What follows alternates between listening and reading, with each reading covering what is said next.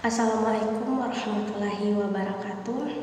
Baik, di video kali ini saya akan menjelaskan mengenai masalah pendidikan di Indonesia diakibatkan oleh manajemen. Jadi, pertama saya akan menjelaskan tujuan daripada pendidikan. Jadi, tujuan dari pendidikan yaitu untuk mewujudkan manusia yang beriman dan bertakwa kepada Tuhan Yang Maha Esa, berakhlak mulia, sehat, cerdas, berperasaan, berkemampuan, dan mampu berkarya, mampu memenuhi kebutuhan secara wajar, dan mampu mengendalikan hawa nafsunya, berkepribadian, bermasyarakat, dan berbudaya. Pendidikan sebagai suatu sistem terbuka tidak lepas dari yang namanya masalah, baik masalah mikro maupun masalah makro. Jadi, masalah mikro yaitu masalah yang timbul dalam komponen yang terdapat pada pendidik itu sendiri sebagai suatu sistem seperti masalah kurikulum, administrasi, pendidikan, dan sebagainya. Sedangkan masalah makro yaitu masalah yang muncul dalam pendidikan itu sendiri sebagai suatu sistem dan sistem-sistem lainnya yang lebih luas seperti kurang meratanya pendidikan, rendahnya mutu pendidikan, dan masalah efisiensi, relevansi, dan lain-lain.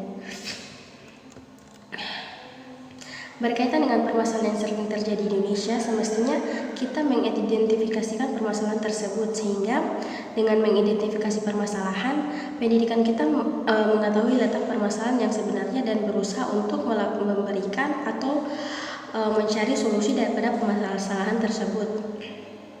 Masalah pendidikan di Indonesia apabila ditinjau dari sisi kualitas sumber daya manusia masihlah jauh lebih dibandingkan dengan negara lain. Berdasarkan data World Education Ranking yang diterbitkan oleh Organisasi for Economic Cooperation and Development OECD 2015, di mana suatu negara maju dalam segi pendidikan dari segi membaca, matematika, dan ilmu pengetahuan Indonesia menempati urutan ke-69 dari total 75 negara. Berdasarkan laporan OECD, posisi tertinggi diraih oleh Singapura, kedua Hong Kong, ketiga Korea Selatan, dan keempat Jepang. Posisi tertinggi diraih oleh Singapura. Pengajar disebabkan oleh pengajar yang tidak memiliki kompetensinya.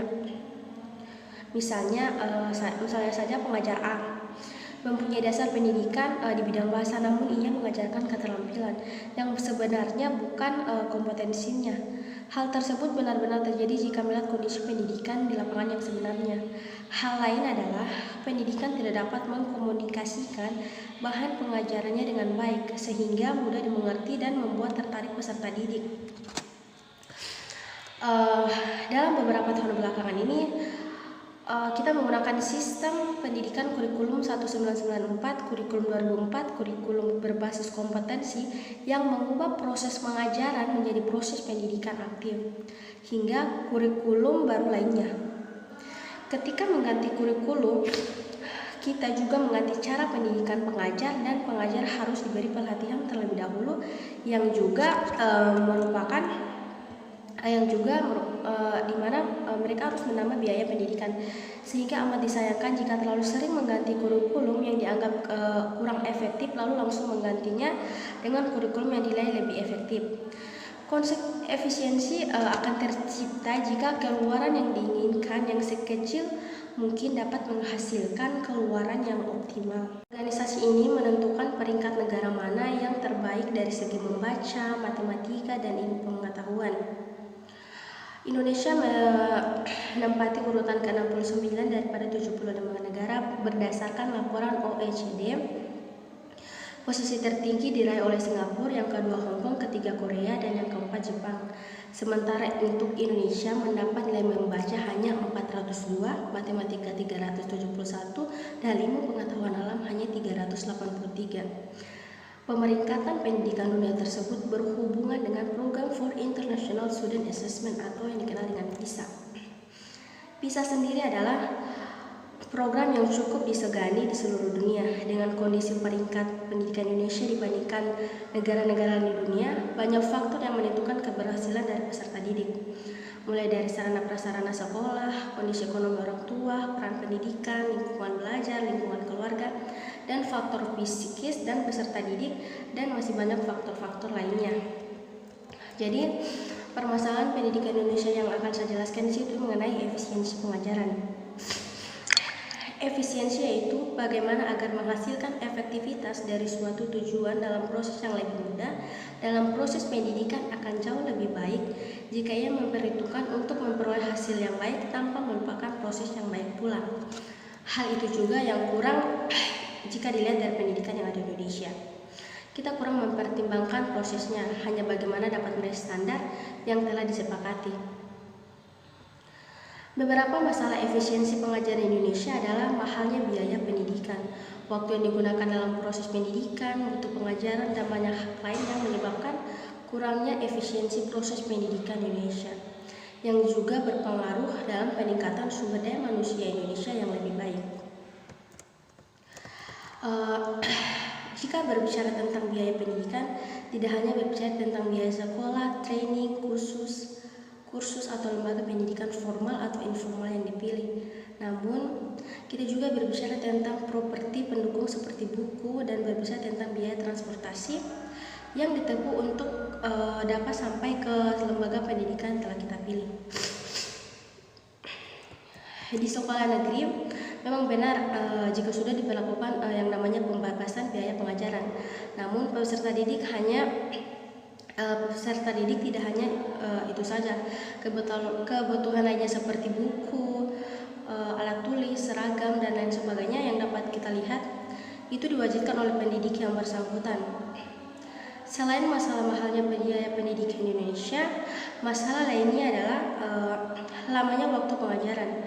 Dapat lihat bahwa pendidikan tatap muka di Indonesia relatif lebih lama jika dibandingkan negara lain. Dalam pendidikan formal di sekolah menengah misalnya, ada sekolah yang jadwal pengajarannya per hari mulai dari jam 7 hingga sampai jam 4 sore. Hal tersebut sangat jelas tidak efisien karena ketika diamati lagi, peserta didik yang mengikuti proses pendidikan formal yang menghabiskan banyak waktu tersebut, banyak peserta didik yang mengikuti lembaga pendidikan informal lain seperti les akademis, bahasa, dan sebagainya. Jelas juga terlihat bahwa proses pendidikan yang lama tersebut tidak efektif juga karena peserta didik akhirnya mengikuti pendidikan informal untuk melengkapi pendidikan formal yang nilainya kurang. Jadi selanjutnya itu masalah sarana dan prasarana yang kurang mendukung. Nah, terkait hal peningkatan kualitas pendidikan di Indonesia juga harus ditunjang dengan sarana dan prasarana pendidikan yang memadai. Tapi sayangnya hingga sekarang sarana dan prasarana pendidikan yang dimiliki sebagian besar sekolah di Indonesia masih kurang memadai seperti fasilitas laboratorium dan sebagainya. Nah, sarana dan prasarana ini padahal sangat vital dalam kegiatan proses belajar mengajar. Sebagian besar alat peraga di sekolah-sekolah masih kurang terkontrol dari segi mutu, harga, dan sikap pribadi para pengusaha sarana pendidikan. Dalam setiap satuan pendidikan, ruang pendidik, ruang tata usaha, ruang perpustakaan, ruang laboratorium, ruang unit produksi, ruang kantin, instantasi daya dan jasa, dan tempat berolahraga, tempat beribadah, serta ruang dan tempat lain yang diperlukan untuk menunjang proses pembelajaran yang teratur dan berkelanjutan. Tanpa ada sarana dan prasarana yang mendukung proses pendidikan di Indonesia akan sulit mengalami kemajuan. Dengan terpenuhinya sarana dan prasarana akan sangat menunjang atas tercapainya suatu tujuan dari pendidikan.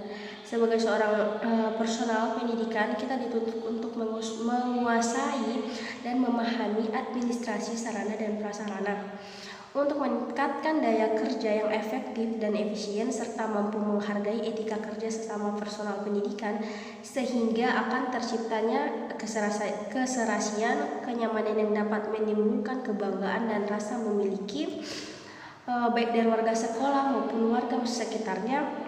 Lingkungan pendidikan akan bersikap positif atau negatif itu tergantung pada pemeliharaan sarana dan prasarana itu sendiri. Ini terakhir dari saya.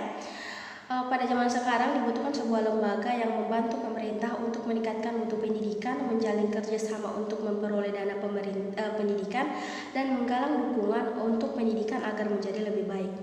Lembaga tersebut tak hanya bekerja sama dengan pemerintah, namun juga pihak swasta dan kelompok masyarakat untuk bersama-sama memperbaiki kualitas pendidikan di Indonesia.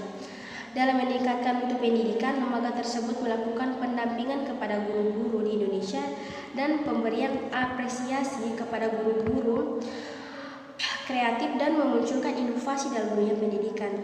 Pendampingan dilakukan dengan tujuan untuk meningkatkan profesionalitas, kreativitas, dan kompetensi guru, seperti pendamping berupa seminar, lokakarya, konsultasi, pelatihan, dan praktek. Untuk lembaga tersebut juga melakukan mediasi kepada masyarakat, pendidik, dan pihak terkait lainnya untuk menyampaikan aspirasinya kepada masyarakat dalam memperbaiki pendidikan. Diharapkan dengan adanya lembaga ini, ide-ide kreatif untuk memperbaiki pendidikan dapat tertampung dan pemerintahan dapat mempertimbangkan ide-ide masyarakat untuk kebijakan yang dibuat. Dalam mempertimbangkan ide masyarakat untuk kebijakan yang dibuat, dalam meningkatkan kemampuan kepemimpinan guru, kepala sekolah, dan pengelola sekolah, lembaga tersebut melakukan pendampingan demi mewujudkan manajemen sekolah yang baik. Proses yang dilakukan berupa konsultasi lokakarya dan pelatihan ditujukan kepada guru, staf, dan pimpinan sekolah. Pihak manajemen sekolah diharapkan mampu untuk membawa sekolah yang dipimpinnya menjadi berkembang dan meraih prestasi yang diharapkan.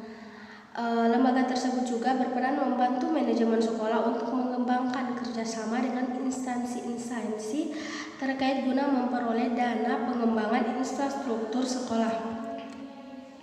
Tidak hanya itu, lembaga tersebut juga dapat menggalang dana dari sponsor untuk memperbaiki bangunan sekolah yang hampir rusak di wilayah terpencil, dukungan masyarakat, lembaga sosial, dan lembaga pers yang memiliki fungsi di wilayah dalam meningkatkan pemahaman pentingnya pendidikan melalui penyebaran informasi. Oleh karena itu, lembaga tersebut mempunyai tugas untuk meningkatkan dukungan tersebut dengan cara bekerja sama dengan pihak masyarakat, lembaga sosial, dan pers. Dengan demikian, informasi seputar perbaikan mutu pendidikan Indonesia dapat tersalurkan dengan mudah. Mungkin sekian video dari saya, lebih dan kurangnya saya mohon maaf. Assalamualaikum warahmatullahi wabarakatuh.